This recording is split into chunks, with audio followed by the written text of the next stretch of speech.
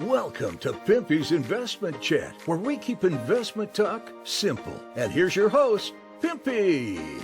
What is going on out there, peeps? Let's get back to Iraq because there's a lot going on. And it doesn't look very good, if we're being honest. Before we get started, hit the thumbs up button. If you're not a subscriber, please do so. Because when you do, it helps out the channel, and I surely do appreciate it.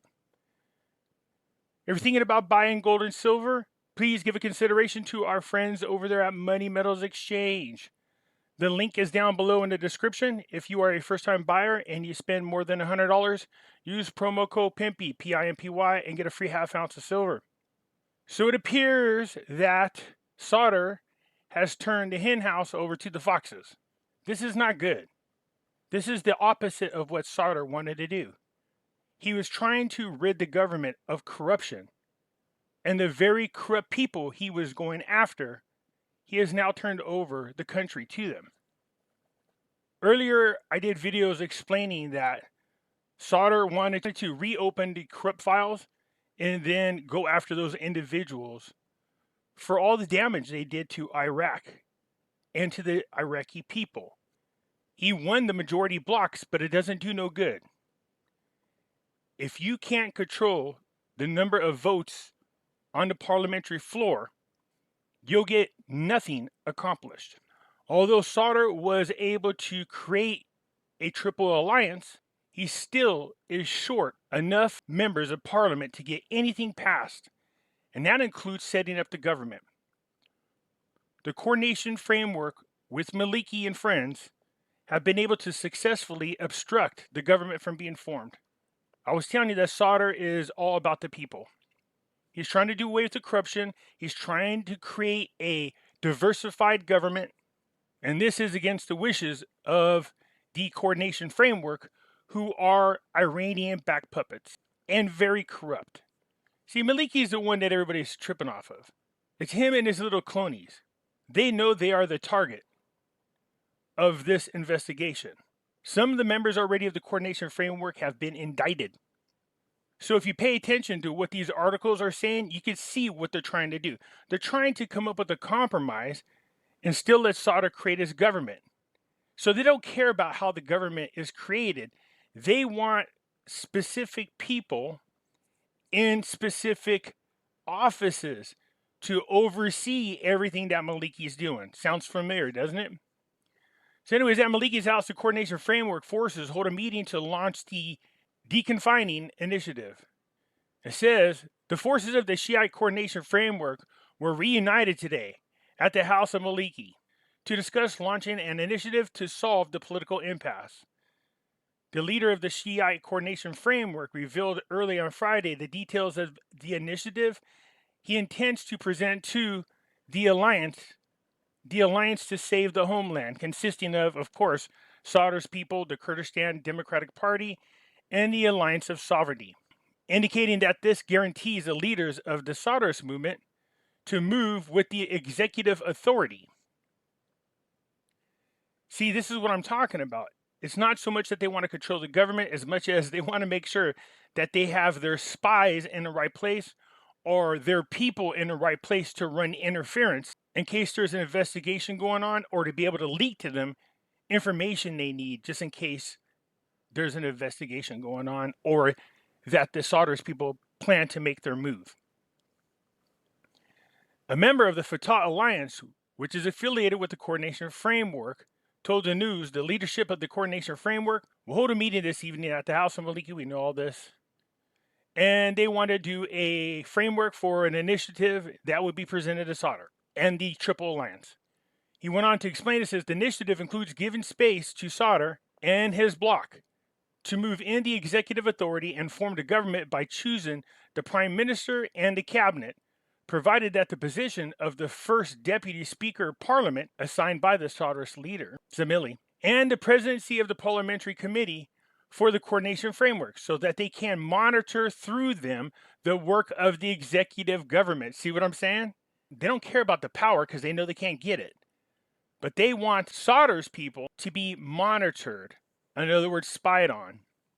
Al-Patek stressed that the coordination framework cannot form a government in isolation from the Solderist movement. This is true since the first day of announcing the election results, and the largest bloc must be named, and the framework's deputies gather in a Sauter's bloc, through which a figure can be assigned to form the government. He pointed out that the opposition can only take place under the chairmanship of the parliamentary committee to monitor the work of the government. Otherwise, it is considered exclusion, and the guarantor third, the coordination framework, and its allies cannot confront 200 deputies in the parliament, the alliance to save the nation, noting that the coordination framework does not alone bear a delay, saying that the formation of the government is also the responsibility of Sauter's people. Sauter announced yesterday, Thursday, that he and the Sauter's bloc withdrew from the negotiations to elect the president of the republic and formed the expected government, and gave way for the coordination framework to negotiate with the political forces in this regard, and gave them 40 days. This isn't good for Iraq. The reason for 30 years in punishment was because of this same corrupt group of people. Now that they were able to get out of Chapter 7, I can only imagine the amount of corruption these people could do now at that high of a level. This is great news, though. Iraq achieves the highest financial revenue from oil exports in 50 years. Yeah, you could say whatever you want about this invasion that's going on, but it's definitely benefiting Iraq.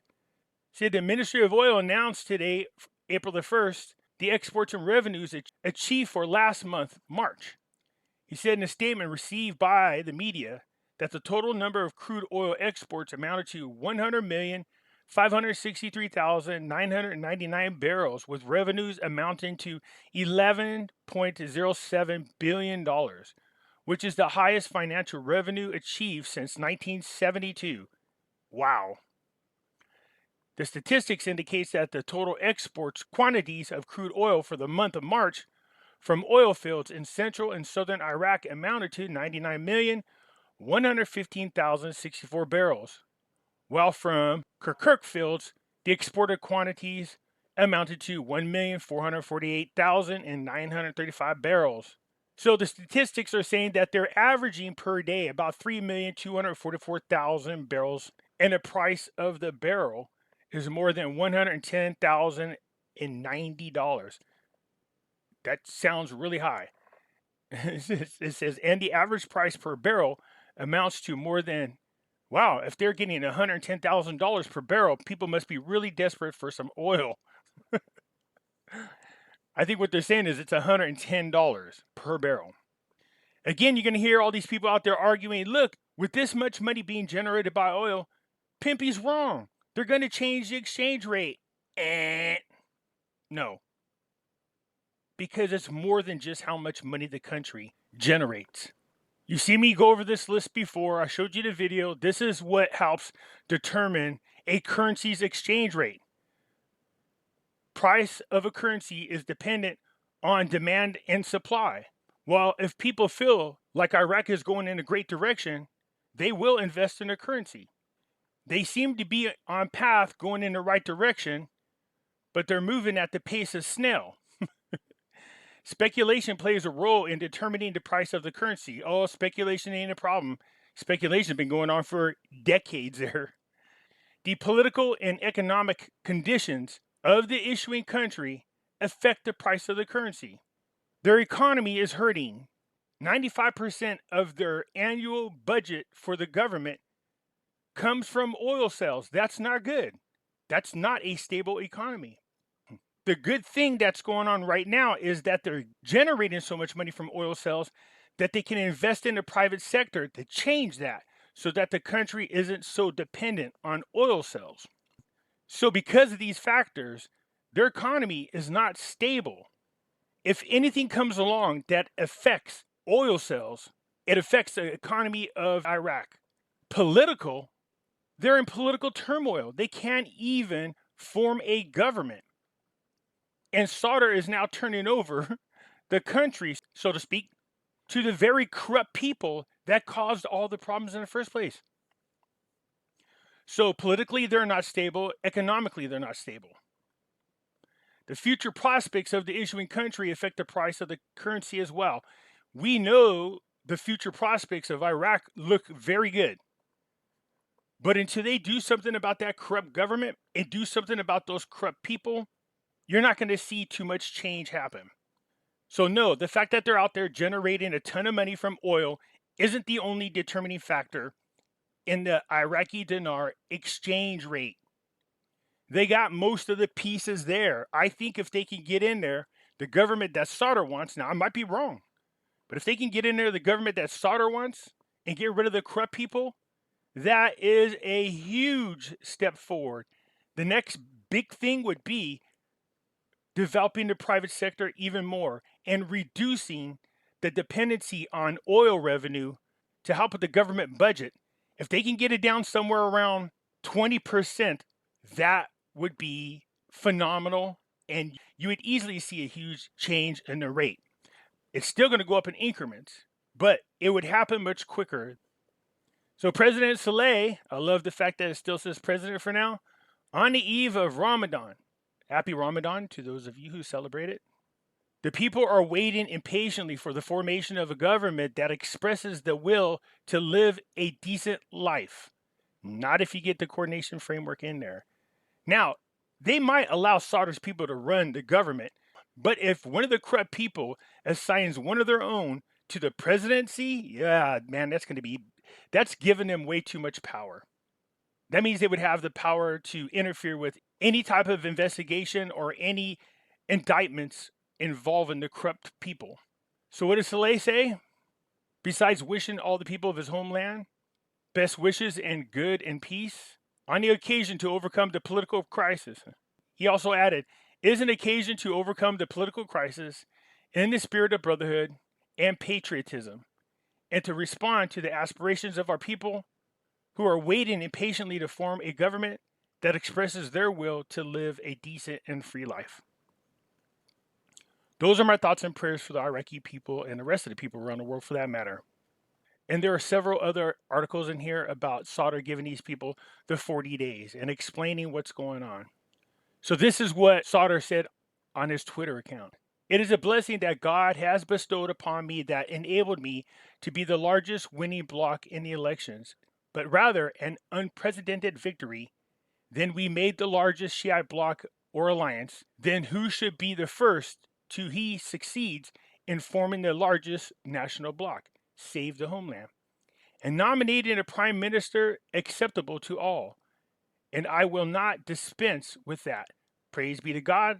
He added, these alliances bothered a lot, so they obstructed and are still obstructing. And in order for Iraq not to remain without a government, and the security, economic, service, and other conditions deteriorated, here I am giving the blocking third an opportunity to negotiate with all the blocs without exception to form a national majority government without the Sauder's bloc. From the first day of the month of Ramadan to the 9th of the month of Shawwal. The election of the President of the Republic requires a quorum, in which the presence of representatives constitutes 2/3 of their number. That is, more than 220 deputies out of the 239, which was not achieved due to the boycott of the coordination framework that represents prominent Shiite parties such as the State of Law and the Al-Fatah Alliance, the umbrella under which the loyalist Popular Mobilization faction fall under for Iran. So that doesn't mean the coordination framework is going to be successful. But for now, Sauder is allowing them to try to do something within 40 days. It is not beyond them to use the Popular Mobilization to possibly show up at people's house and try to, talk them into cooperation with the coordination framework, if you get my drift. So there is where we stand. If you're expecting Iraq to have an RI or an RV within the next week, 2 weeks, 2 months, you are sadly mistaken. The first thing that has to happen is a government has to be formed, not by the coordination framework. And keep in mind, these elections, unlike when Al-Qademi was in office, he was only there just a little over a year.